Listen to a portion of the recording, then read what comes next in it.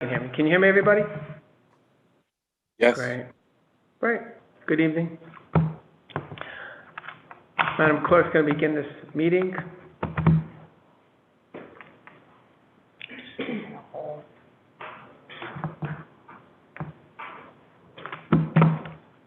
Are you ready? All right.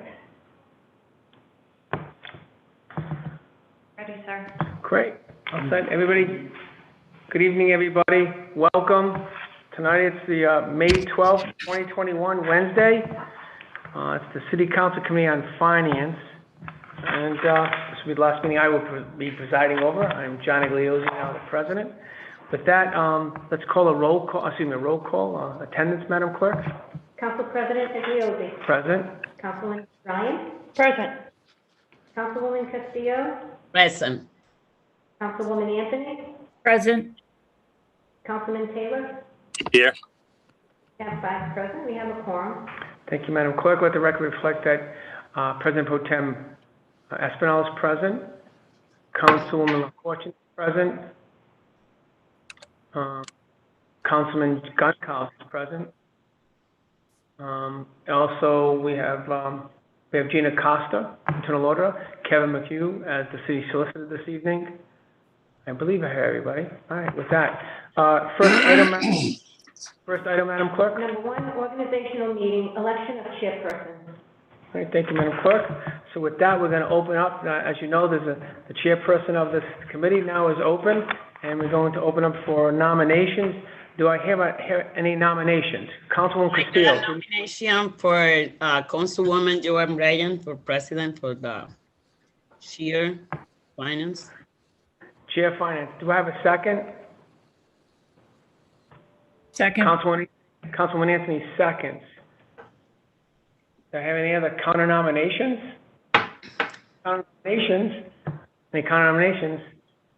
All in favor? We'll cast one vote. Aye. Motion carries. Congratulations. Thank you. Councilwoman, now Chair of Finance.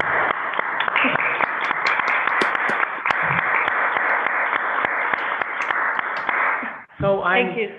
although it's mine, I'm going to hand it over right now so you can use it. Thank you. It's been since 2007 I've been holding this gavel. Now I move it over. There's a lot of dents in this gavel.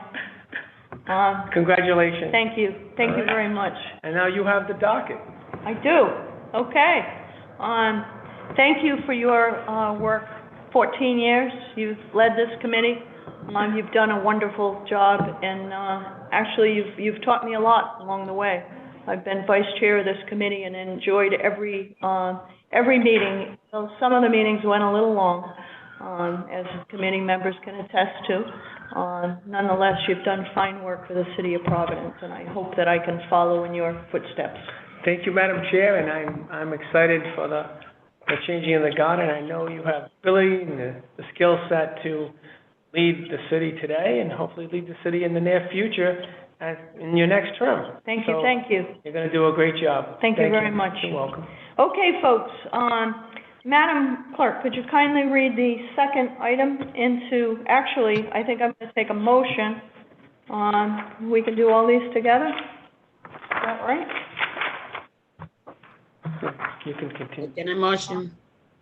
We're going to take these items up together for discussion? Okay, so, Councilwoman Castillo, you're, I make a motion. motion to take item 2, 3, 4, 5, and 6 up together? Yes. I second that. Motion made by Councilwoman Castillo, seconded by President Igliozzi. Okay, so with us this evening we have all in favor? Aye. Sorry, aye. Any opposed? Any discussion? Ayes have it. Motion carries. Sorry. Okay. We have with us this evening Chief Financial Officer Larry Mancini and Sarah Silveria, the Director of the Department of Finance. I understand they are here tonight to talk about item 2, which is a discussion and overview of the budget fiscal year 2021-2022. So why don't we start with that? Clerk, could you swear them in? Sure. Everyone, please raise your right hand. Do you swear under penalty of perjury that the testimony that you're about to give is the truth, the whole truth, and nothing but the truth, so help you God? I do. Lawrence J. Mancini, Chief Financial Officer, City of Providence. Sarah Silveria, Finance Director, City of Providence. Okay, so I'd like to enter, thank you, welcome. I'd like to enter a package, a PowerPoint presentation into the record entitled Fiscal Year 2022 Proposed Budget that was prepared for our committee by the administration's finance team. I'd like a motion, please, to identify this as clerk, Exhibit 1. Second motion. Motion made by President Igliozzi, seconded by Councilwoman Castillo. All in favor? Aye. Any opposed? Any discussion? Ayes have it. Motion passes. So we have Exhibit 1. Okay. Just before we get started, I just want to make, for the record, budget books have been prepared by the administration's finance team, and I understand they've been distributed to all council members. Is that true, Madam Clerk? That is correct. Okay. And of course, we have the revenue and expenditures combined in one of the books this evening. So we're very excited about that. We started that last year, but we really didn't get an opportunity to really delve into them. Okay, with that, Chief Mancini and Madam Silveria, I don't know how you'd like to start, but the microphone is yours, so please provide an overview for us to get us started. Thank you, Madam Chair, and may I say with pride and with pleasure, I want to congratulate you on behalf of myself personally, and I'm certain the Finance Department and the administration. You'll do a fine job. You served Chairman Igliozzi very well in your Vice Chairman capacity, and I'm very happy to be working with the committee once again as we kick off the 22 budget. Madam Leader, we may need at some point to have Ms. Lindberg provide information, as she was integral in this process with Ms. Silveria, as the two of them are pretty much involved in the budget. Would it be appropriate at this time to have her sworn in as well, and then we'd have that done for the evening? Absolutely, Chief. Madam Clerk, could you kindly swear Ms. Lindberg in? Ms. Lindberg, raise your right hand, please. Do you swear under penalty of perjury that the testimony that you're about to give is the truth, the whole truth, and nothing but the truth, so help you God? Please state your name and title for the record, and you're muted. Ms. Lindberg, please unmute yourself. There you go. Crystal Lindberg, and I am the Deputy Finance Director for the city. Okay, wonderful. Thank you. Thank you. So, Madam Chair, members of the committee, members of the council, this evening we begin in earnest the fiscal year 22 budget. As has been past practice by this committee and tradition, we come before you following the mayor's proposed budget submission to give you a broad overview of the budget and specific information that we believe would be important to begin this process. We have worked with the internal auditor to establish under your direction and hers a budget calendar that will begin this week. I believe there's a meeting tomorrow evening, and then we'll be fairly active going forward through the rest of the month of May and into June. Consistent with that, we have also provided the tax bill calendar that would be appropriate, and the internal auditor has been given that information by our finance team. That's been worked out with the city's tax collector and the city's tax assessor. So consistent with all these hearings as we move through the month of May and into June, we're mindful of that, and we're working closely with internal auditor. She had sent us a series of questions, which we have provided her with the responses before this evening's meeting. So hopefully that has cleared up any information that she may have had, but we're happy to respond to them as well this evening. With that, if you would be kind enough to begin with the budget book presentation, or the proposed budget presentation. And we will start by letting you know that this is a balanced budget that stays within the 4% cap and includes a $100,000 additional payment into the rainy day fund. The total budget is $539.5 million, representing a 5% growth over the fiscal 21 budget, which was recently adopted on April 15th. Healthcare costs have decreased by approximately $83,000, or 0.17% due to careful planning and management of utilization. And the pension actually determined contribution, which is known as ADC, has increased by 4.2 million, or roughly 5.8%. But this will make the 10th consecutive year of full ADC payment with the adoption of this budget. And that's a remarkable achievement, 10 consecutive years of full payment.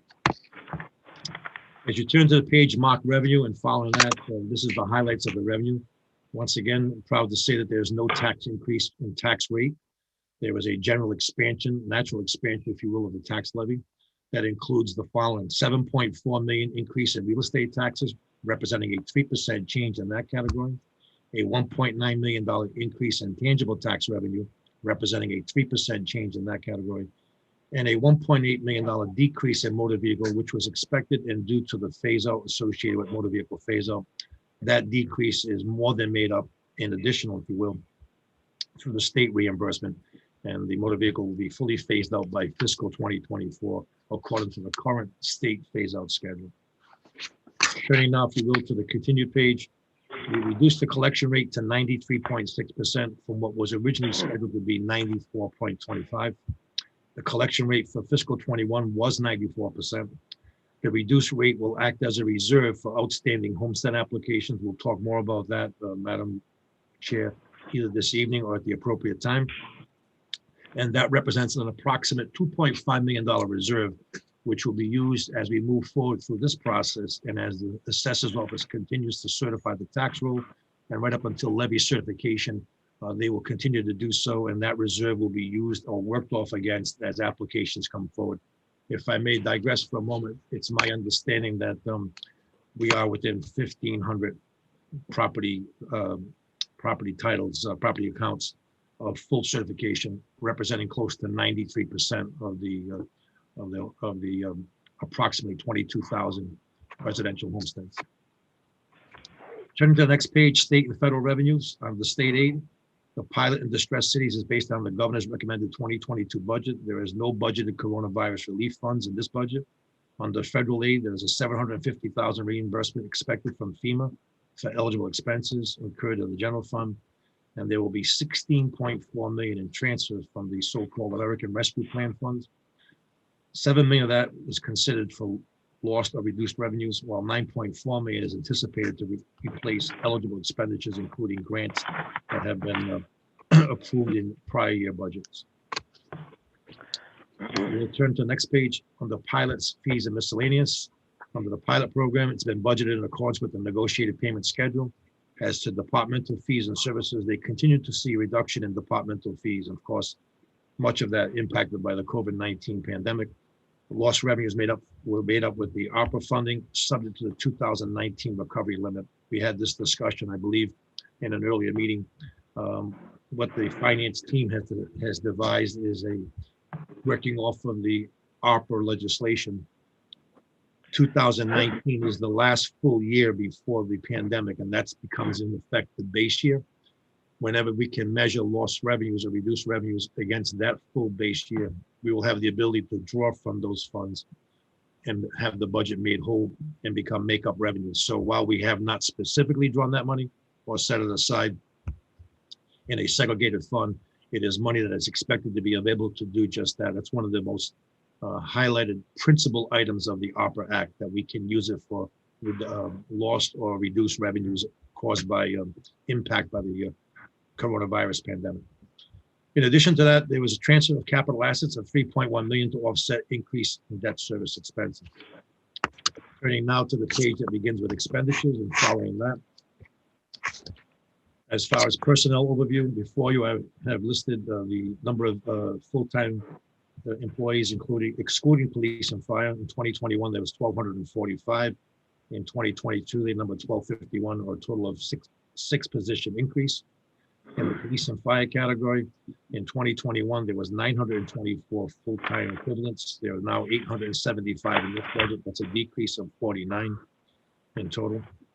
As to salaries, excluding police and fire, salaries for 2021 were 44,650,000. They will represent in the 22 budget, 50,180,000, or a $5.5 million numerical change, representing a 12.39% increase.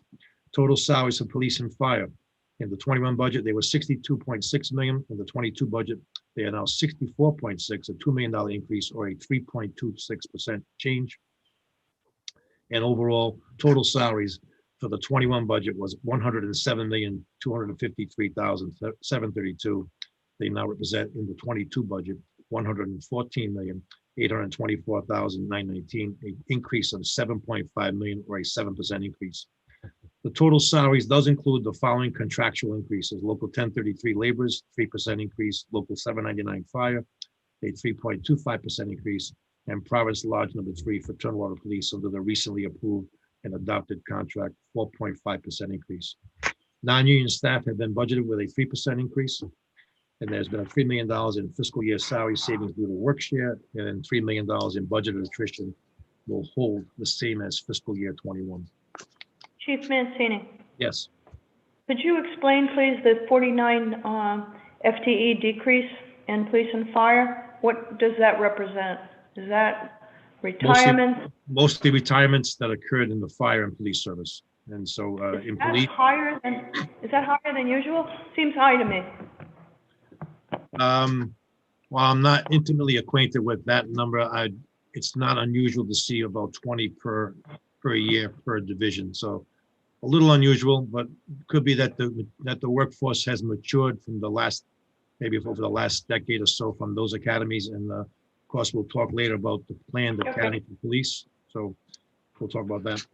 Turning to the next page on debt service, fiscal 22 budget increased by 10.4 million as follows. There was a $3.3 million replacement of a one-time savings that was used last year to assist with balancing the budget. That does not exist this year. Therefore, that makeup expenditure is included. 3.1 million in increased master lease payments due to the master lease being approved last year with the start date FY22. That was an intentional feature of the lease. 2 million in growth due to the timing of issuance and retirements, and then 2 million in the most recently closed $25 million PRA housing trust bond that went into the housing trust. That's the approximate cost to handle the debt service on that 25 million. Going to the page of expenditures, including programmatic highlights under the healthy and thriving communities notion, 330,000 for outreach supports for our most vulnerable neighbors, 30,000 for Dwala supports, 200,000 for Amos House, a hands up program, 550,000 for PVD Fest and downtown arts programming, and 930,000 for social equity and racial justice programming. Under the notion of a city that works, 2.9 million for the 70th Police Training Academy, representing, I think, approximately 50 cadets or recruits, 135,000 for new professional development opportunities, and $93.6 million payment to the pension fund, representing 100% of the actually determined contribution. Again, as I said earlier, making that the 10th year in a row for 100% funded. Continuing expenditures on the following page. Education for every student, $134,897,350 would be the appropriation to Providence Public School District. It is an increase of 4.8 million over the prior year maintenance of effort budget of FY21.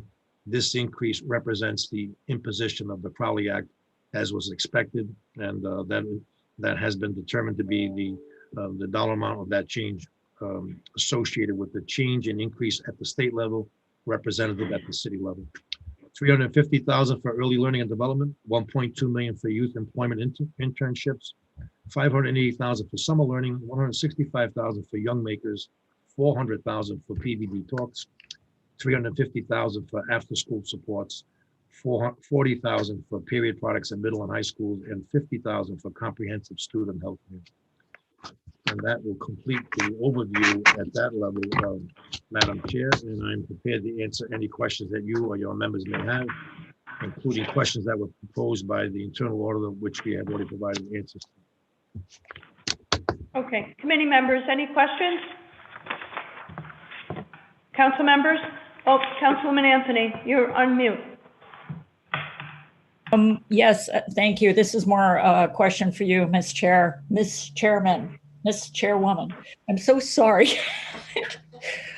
Chairwoman, are these budget packets going to be available to the public? I mean, are we going to be doing this on Confluence like we did last year for the 21 budget? I'm sure we'll put all of this materials. Yes, it would be. I'm sure I'm sure that the public would like to follow along with Mr. Mancini's presentation, but it's not published. Madam Clerk? Madam Chair, I did publish this presentation on Confluence just a short while ago. I got a last minute change, so it is on Confluence, and it will be up on the Open Meetings portal tomorrow. So if I go to Confluence right now, it will be there. Yes, it's way at the bottom. Thank you so much. I appreciate it. You're welcome. So, Madam Chair, just for the benefit of the committee, so we will use Confluence as we have in the past budget season. All of the documents that are pertinent to the matters that will be before the committee will be posted there for consumption. Correct. Okay. And also on the Open Meetings portal the day after the meeting. Okay, good. They'll be widely available. Okay, perfect. Thank you. Does that answer your question, Councilwoman? Yeah, sorry, the day after? Why the day after the meeting? Are you saying minutes or I'm sorry, what's available? With regards to exhibits that we get at the meeting, Fine. they do get posted on Confluence the day of the meeting. The day after the meeting, they get posted to the Open Meetings portal. Thank you. I appreciate it. Thank you. Anyone else? Madam Chair? President Igliozzi, yes.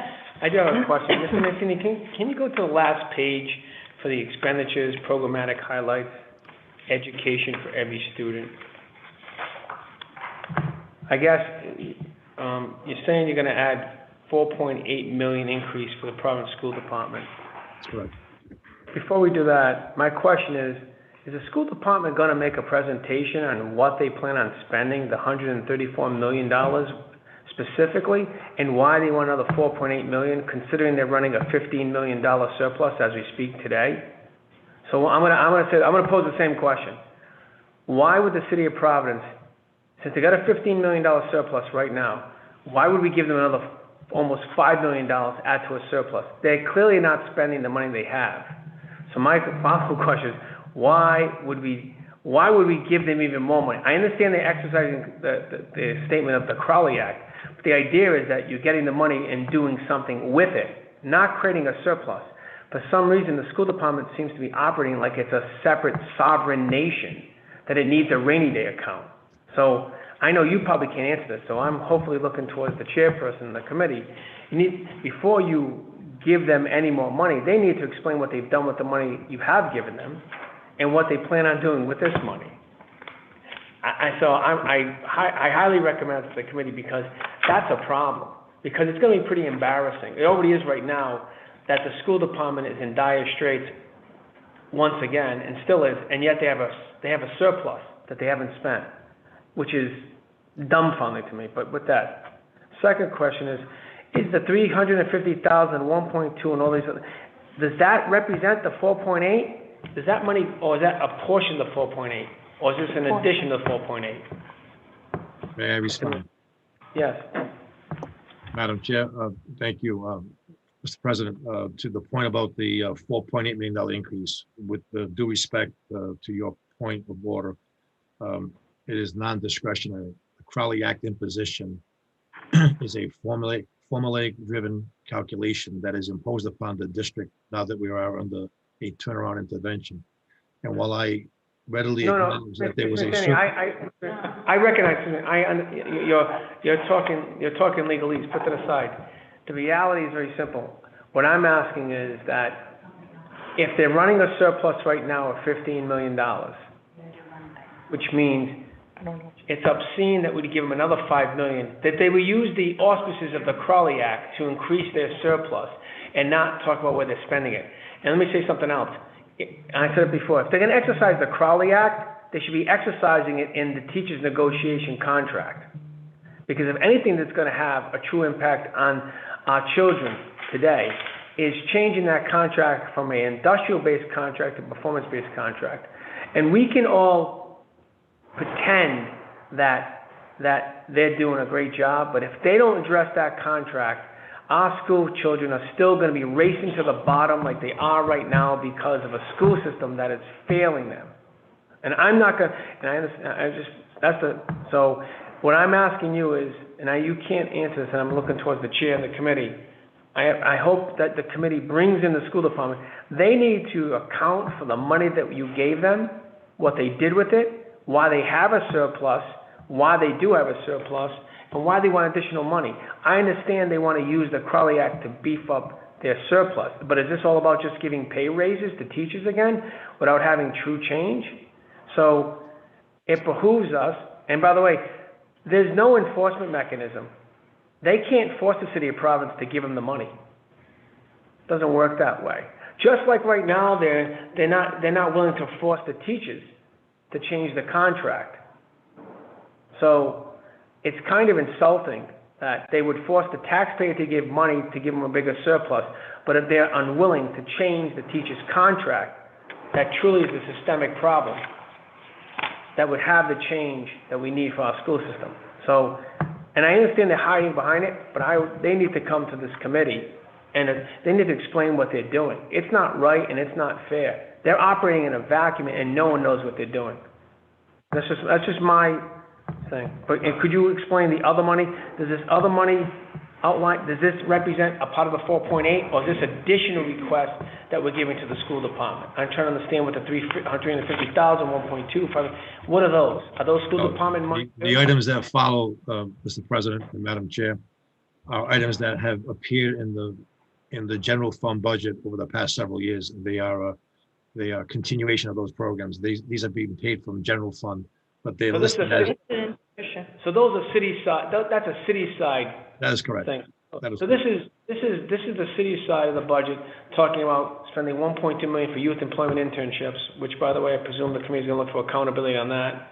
Another 508,000 for summer learning. What's that about? I mean, young makers, PVD. I'm not going to get into the second to last one. That's going to leave. That's not. That's a whole different of a conversation. And then, I mean, I'm sure they're all good programs, but who's running them? Who's getting the money? Who's distributing the money? How is it? How seems like these are all. There's nothing wrong with it. I get it all because they all have great feel-good names, but they're all giveaways. The question is, who's giving it away? Who's receiving it? And what's the matrix of? I know some of these programs exist. $400,000 for PVD talks. What's that about? I mean, I'm posing questions for the committee to think about because PVD talks. What are you talking about? $400,000? I mean, if we have this kind of discretionary income, we should be talking about cutting taxes. I'm just saying, we have this kind of money, we should be cutting taxes. Mr. President, while I am not the person to speak. And I like talking, by the way. I'm sorry? These are programs that are already in existence, and this is the reauthorization of that funding. Are they increased? Aren't they increased amounts too?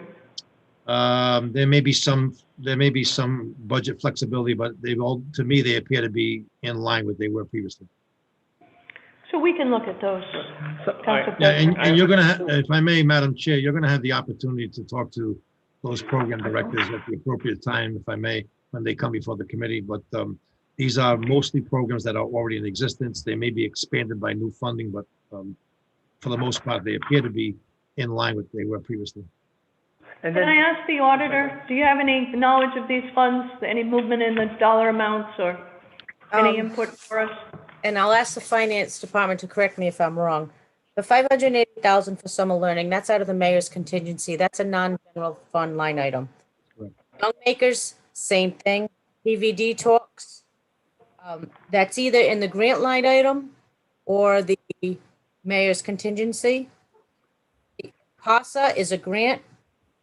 The 40,000 and the 50,000, I can only assume that that's the mayor's line item unless they increase the grants. The 350,000 early development, I think that's new. The 1.2 million for youth employment and internships, that's OEO. I don't know if I'm way off, but we don't always have the opportunity to bring these departments in. I will more than happily schedule something if you would like, but as of right now, they're not on the calendar. It's a lot of money to the president's point. We should probably get them in. Madam Chair? Yes. I just asked it also, since the internal audit has identified where these come from, they probably should go there. I was like, half of them in the mayor's contingency account, that's fine, it's in the mayor's contingency account. That means that's his discretionary account amount, right? Right. And if the mayor's itemizing his contingency account, a discretionary account, so be it, but it just seems and all these programs are great, I've said it before, I'm sure they're great, it's not the point. We need to discuss them. You should delve into it, that's all. Thank you Thank you. very much, Mr. President. Ms. Costa, may I also ask, can you get the school department, we need a presentation from the school department. Can you coordinate that as well? Yes, I will. Any other questions on the presentation made by Chief Mancini? Any committee members, council members? Okay, so, our wonderful auditor has, done some work, prior to our meeting. She has sent a, memo to, all of the directors, asking them for a number of items. Do you want to just talk about that prep? And then the other item is, Ms. Costa has also made a request on the administration, asked a number of questions about the budget. So I think, what I'd like to do is go right into that, and I'd like to ask the auditor to lead us in that questioning, if, you could. I did just receive the response from finance, which I will get out to all of the council members tomorrow. Perfect. As far as the departments, it's basic information, I think that they have been providing to me every year. It's an org chart, which they provide to this committee. Personnel changes, if they've gone through any audits over the fiscal year or they're in the middle of any, if they've been getting any grants, contracts over $5,000 that require board approval. The revenue, which I think is important, what's your source of revenue? What's the revenue based on? Identify the revenue. And for example, I know the police department utilizes state seizure fund. The parks department has additional funds. It's good to know that these departments have other funds that are in their control and how it's being controlled. Most importantly, that I think, and I have been receiving this from finance, is they've been providing their goals and objectives.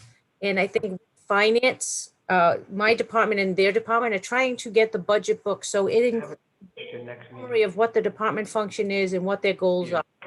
We've been working on that together, right, Krista? And the ones that I've gotten so far for tomorrow night's meeting are very good. So looking forward to maybe having maybe a larger budget book, but it will encompass the department totally. So of it tomorrow night, I believe. Will you be putting together budget books for the council members like we usually do? I know we're not meeting in person, but it's helpful to put the all that information in one big binder. You know the famous budget binders? Yes. Thank you. You took a little while to answer that one. Well, because I didn't want to throw the clerks under the bus. It's the clerks that did it. I can't read it. But together we'll get it done for you. For the committee, correct? Yes. Yes. Okay. Thank you. Also, so there are a number of questions that you asked the finance director. Do we have time? Do we want to start anything you have answers to? I think we should probably start to discuss those. Chief, do you want to, what have you been able to provide responses to the? We have provided a complete response to the questions that were furnished by the internal audit. I believe the questions came last week, and I would defer to Ms. Silveria or Ms. Lindberg as they were able to provide what looks to me like satisfactory responses to all the questions. Okay, how do we get that in the record? Madam Chair, if I may ask, is that you have the only physical copy at this time. I think you may want to maybe carry it over to your Thursday's meeting, and this way they'll be able to put on the portal and all committee members and councilmen and public, because what's going to happen, you're going to have to ask the question, answer it, and so thank you very much for responding. Thank you, Council President.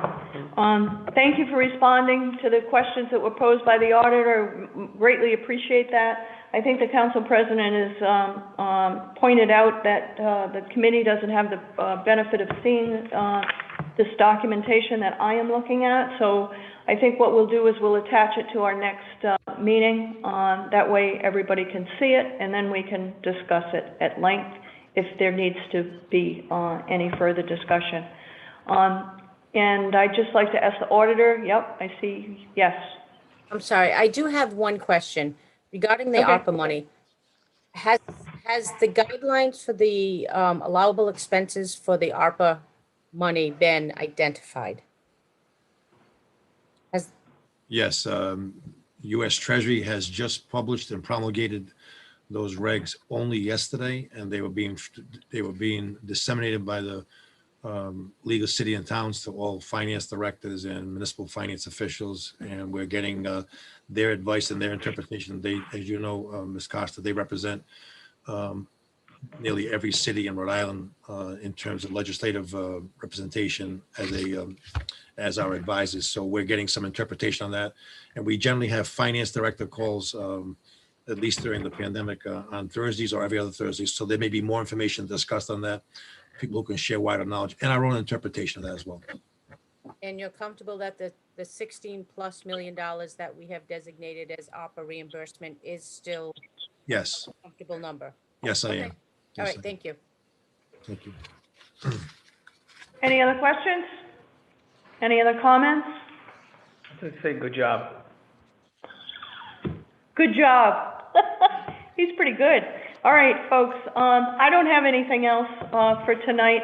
I think we're off and running. We'll conclude early, I think. We do need to continue these items, Madam Clerk. So may I have a motion to continue items 2, 3, 4, 5, and 6? Taking a motion. Motion made by Councilwoman Castillo, seconded by the Second. President of the City Council. All in favor? Aye. Any opposed? Any discussion? Ayes have it, motion carries. Items are continued. Without any further items on our agenda this evening, the new chair of the Finance Committee is concluding the meeting rather early. Motion to adjourn. May I have a motion made by the Council President, seconded by? Second. Seconded by Councilwoman Castillo. All in favor? Aye. Any opposed? Further discussion? Motion carries. Thank you very much, folks. Have a good evening. I look forward to working with each and every one of you. Thank you, Madam Be well. Be safe. President. Thank you. Thank you all.